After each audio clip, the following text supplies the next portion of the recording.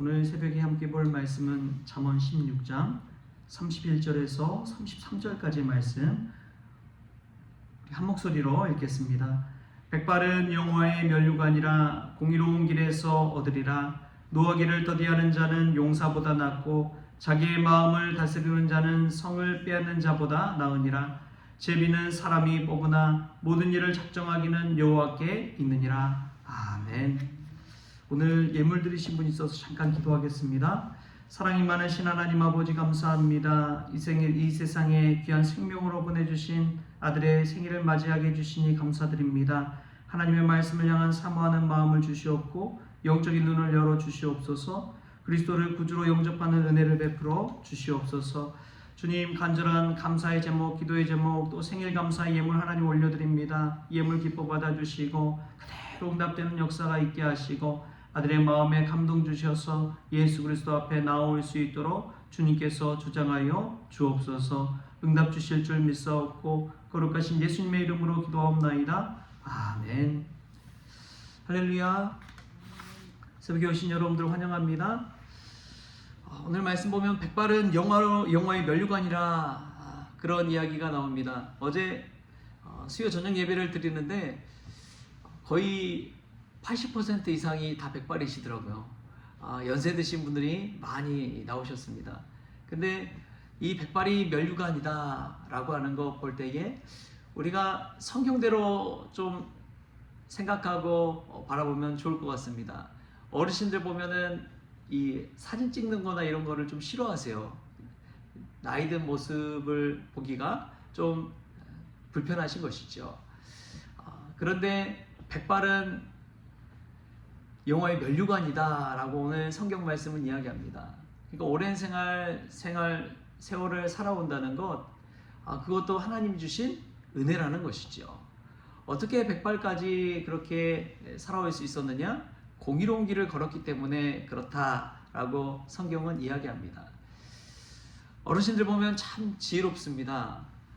삶을 살아오면서 많은 경험들을 쌓아왔고 그리고 살아오면서 그 세월이 되다 보면 다들 비슷비슷해지는 것 같아요. 어르신들이 되면은 다 비슷비슷해지고 또 어린아이와 같아지고 그러한 모습들을 보게 됩니다. 근데 우리가 성경대로 생각하고 성경대로 살 수 있기를 바랍니다. 이 말씀이 우리 어르신들을 생각할 때 얼마나 높여주는 말씀인지 모릅니다. 예전에야 뭐 노인 공경하면은 어르신 말도 듣고 그랬죠. 근데 요즘 시대가 얼마나 각박합니까? 젊은 세대가 얼마나 어르신들을 공경하는 마음을 품고 있습니까?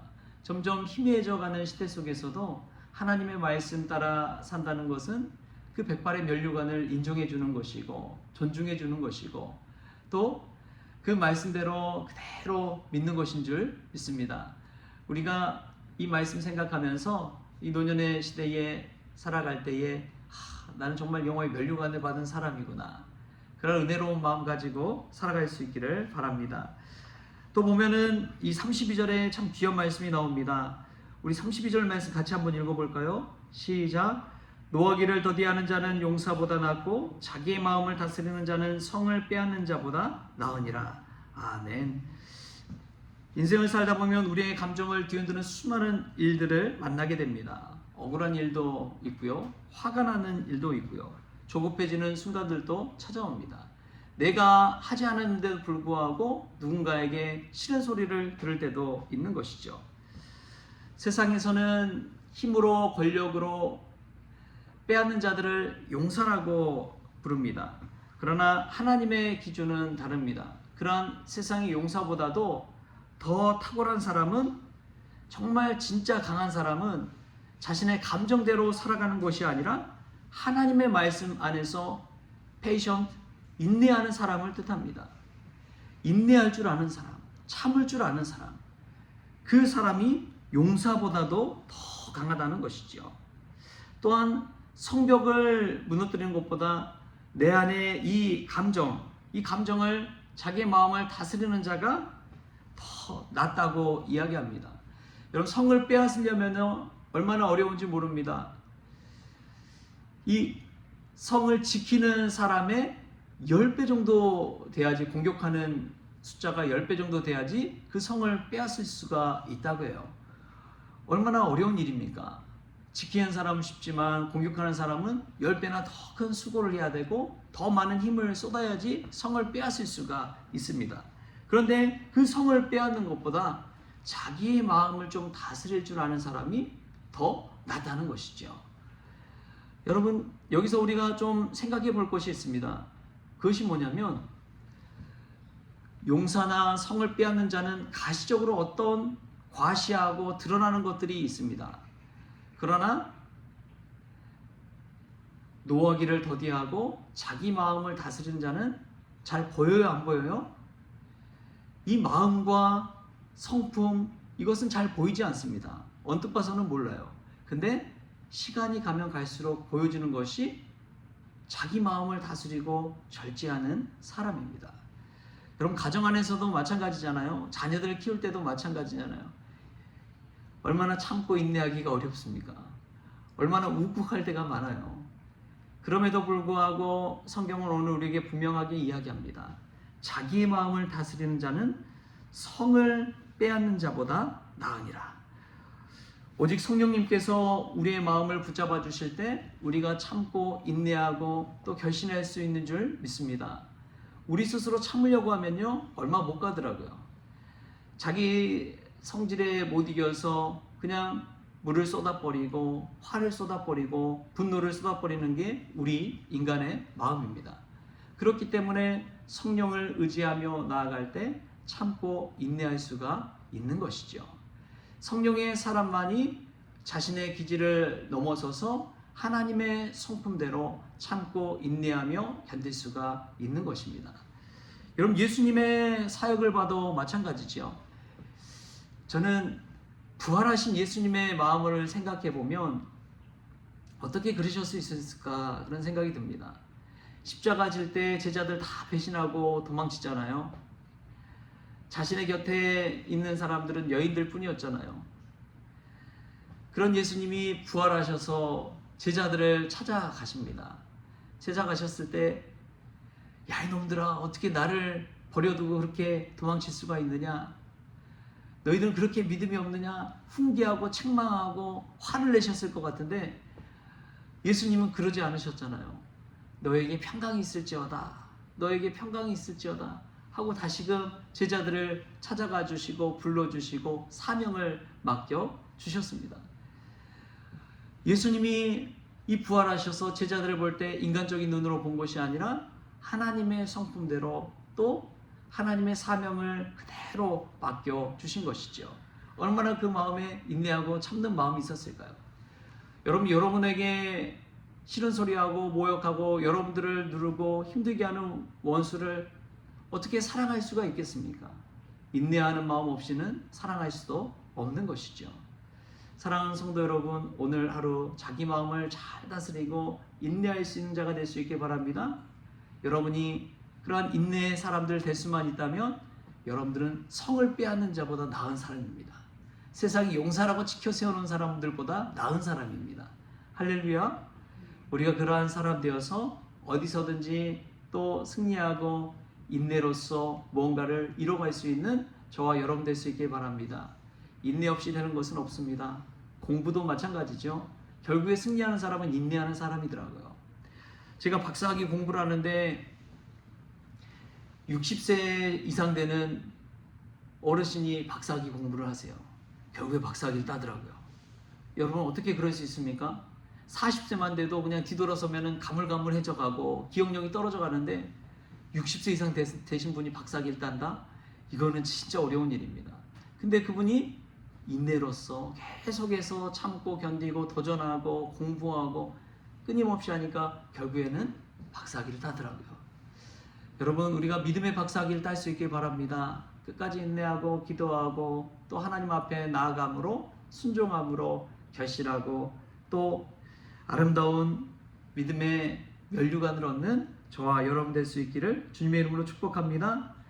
또 마지막으로 보면은 정말 귀한 말씀이 나옵니다. 33절에 이런 말씀이 나와요. 제비는 사람이 뽑으나 모든 일을 작정하기는 여호와께 있느니라. 아멘. 성경적인 방법 중에 하나가 제비뽑기입니다. 여호수아와 이스라엘 백성들이 가나안 땅을 점령하고 나서 12지파가 땅을 분배하는데 그냥 분배한 게 아니라 뭘로 분배했어요? 제비뽑기로 땅을 분배했습니다. 여러분, 땅을 차지한다는 것, 거기에 제비뽑기로 땅을 분배한다는 것, 여러분 이것을 용납하는 게 쉬운 일일까요? 어려운 일이죠. 내가 더 많은 군사들을 가지고 내가 더 많은 땅을 정복했는데 나에게 왜 이런 작은 땅을 제비뽑게 했느냐?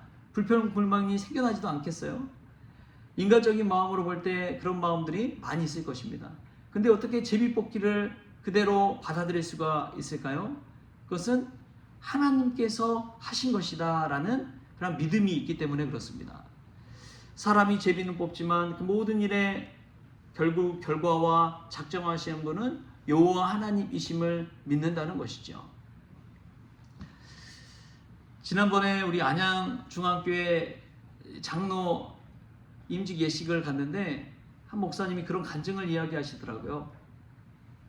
그분이 가리봉교회 출신이어가지고 가리봉교회에서 예전에 장로를 뽑는데, 장로를 뽑을 때 예전엔 칠판에 다 발을 정자로 썼대요. 이름 쓰고 그 옆에 발을 정자를 쓰는데 이 장로님이 되려면은 500표 이상이 나와야 된다고 했답니다. 500표. 그러니까 발을 정자를 몇 개를 써야 돼요? 발을 정자가 5잖아요. 그러니까 옆으로 하면은 10개를 쓰면 50표. 그 밑으로 10줄을 해야지 500개가 되잖아요. 한 사람도 그렇게 다 표시를 했다는 거예요. 칠판에.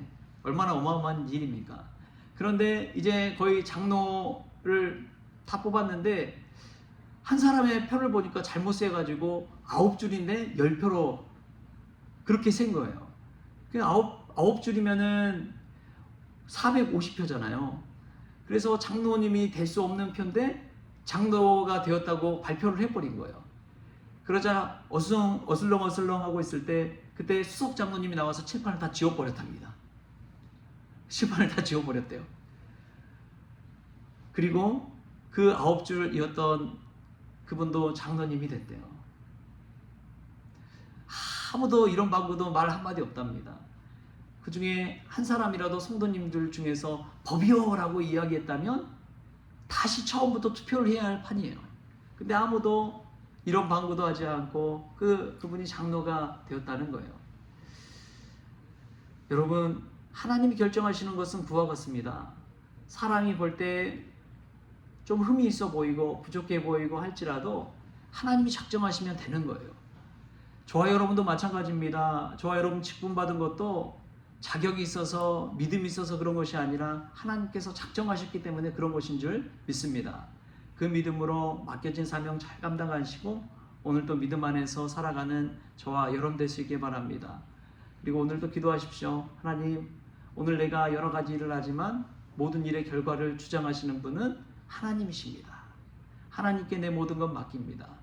그럴 때 우리의 마음에 평안이 찾아오고 하나님이 주신 그 은혜가 임할 줄 믿습니다. 그러한 오늘 하루가 되기를 주신 예수님의 이름으로 축원합니다. 기도하시겠습니다. 주신 하나님 감사합니다. 수많은 세월 세상의 유혹 속에서도 타협하지 않게 하시고 공의로운 믿음의 길을 걷게 하여 주옵소서. 또 오늘 만나는 모든 상황 속에서도 분노하고 내 성질을 내려놓고 성령께 내 자신을 맡기고 인내하는 삶을 살아가게 하여 주옵소서. 주님, 내 삶의 모든 주권이 하나님께 있음을 고백합니다. 걱정과 염려 대신 감사함으로 주님의 인도하심을 신뢰하게 하여 주옵소서. 감사하며 예수님의 이름으로 기도하옵나이다. 아멘. 우리 주님이 가르치신 기도로 오늘 새벽 기도를 마치겠습니다. 하늘에 계신 우리 아버지여, 이름이 거룩히 여김을 받으시오며 나라가 임하시오며 뜻이 하늘에서 이루어진 것 같이 땅에서도 이루어지이다. 오늘 우리에게 일용할 양식을 주시옵고 우리가 우리에게 죄진 자를 사하여 준 것 같이 우리 죄를 사하여 주시옵고 우리를 시험에 들게 하지 마시옵고 다만 악에서 구하시옵소서. 나라와 권세와 영광이 아버지께 영원히 있어옵나이다. 아멘.